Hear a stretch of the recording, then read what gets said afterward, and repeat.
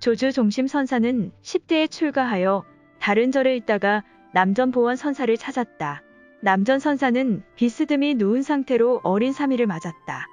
어디서 왔느냐? 서상원에서 왔습니다. 그럼 훌륭한 상은 이미 보았겠구나.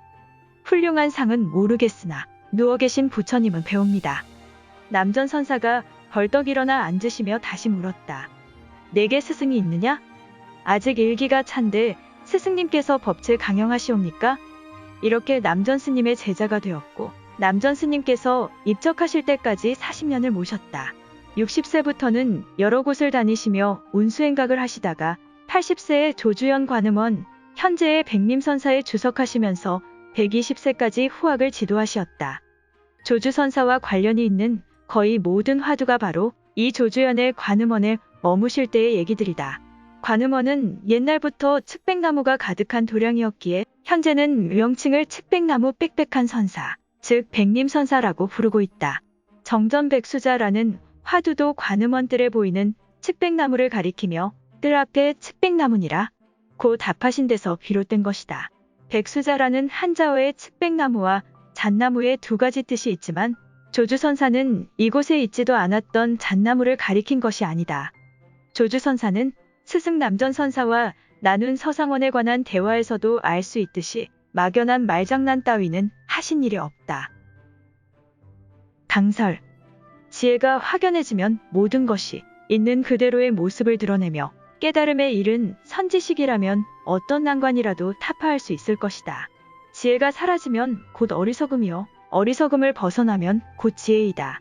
깨달으면 생사 가운데서 열반을 볼 것이고 어리석으면 정토에서도 지옥의 고통을 맞으리라. 자, 위대한 선지식을 만났을 때 지혜가 없다면 어떻게 될까? 준비가 되어 있지 않다면 가령 부처님을 만났다고 해도 소용이 없게 될 것이다. 반대로 누군가를 이끌어주려고 해도 바른 안목과 선교 방편을 갖추지 않았다면 아무것도 할 수 없을 것이다. 자, 무엇이 생사를 해탈하는 안목이며 깨달음에 이르는 수단이겠는가? 본칙. 이런 얘기가 있다. 어떤 스님이 조주선사께 여쭈었다. 어떤 것이 조주입니까? 조주선사께서 답하셨다. 동문, 서문, 남문, 북문이지. 강설. 원우대사의 평창에는 이 다음의 대화로 저는 그 조주를 묻지 않았습니다. 그대는 어떤 조주를 물었는가? 라는 것을 설명하고 있다. 두 번째의 문답은 사실 생략해도 그만이지만 질문자가 어떤 허세를 부렸는지를 아는 데는 아주 적절하다. 조주선사는 상대의 마음을 송두리째 뺏어버리는 솜씨를 지닌 분이다. 어떤 것이 조주입니까? 라는 질문은 얼핏 보면 시퍼런 칼을 정면으로 목에 들이댄 격이다. 이 질문만 가지고 보면 대단한 용기를 지닌 듯도 하다. 그러나 조주 영감님이 손가락 한번 튕기자 그 칼은 산산조각이 나고 말았다. 1초씩도 감당하지 못하는 솜씨로 객기를 부린 스님의 허세가 조주선사의 한마디에 그대로 드러나고 말았다. 조주라는 법호는 조주현의 관음원에 오래 머무셨기에 붙여진 존칭이다.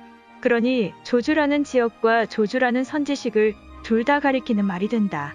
이 점은 상식적으로 아실 터.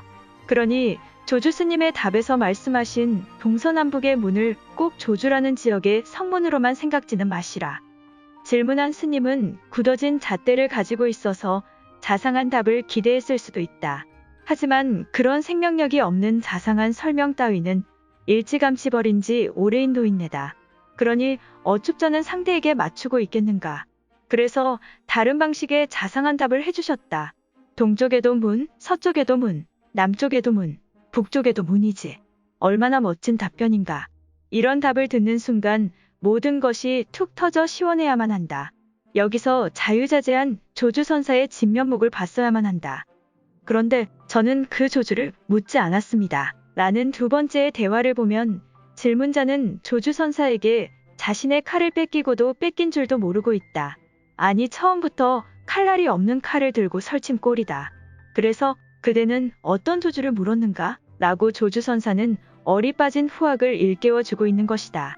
조주선사는 참으로 친절하신 분이다. 후학의 수준 미달도 기꺼이 받아주시지만 상대는 까마득히 모르고 있는 것을 어쩌랴. 천리말을 몰아달려도 조주를 알기에는 너무 늦었다. 그러나 그 잣대만 버린다면 이미 조주에 있지 아니한가?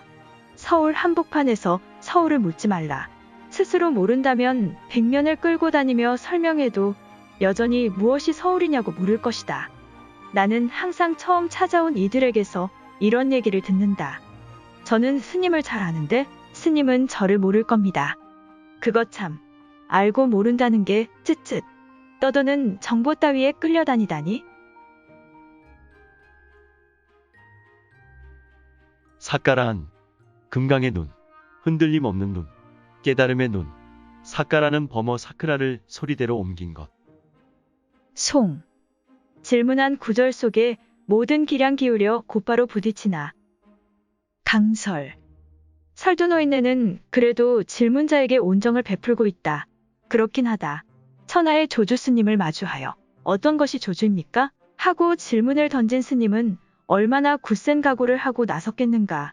그는 자신의 모든 것을 기울여 정면으로 부딪혀간 것이다.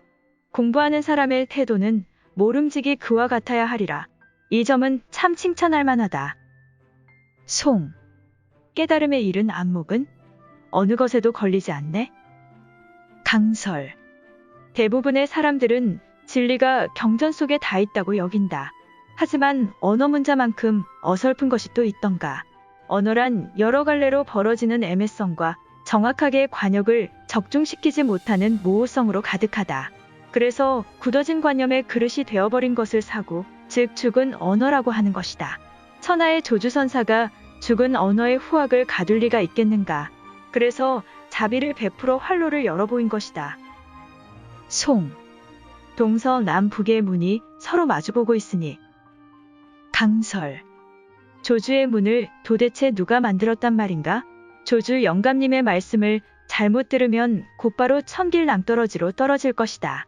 누가 그 문을 닫아 걸었을까? 잠근 놈이 열기 전에야 어쩌겠는가.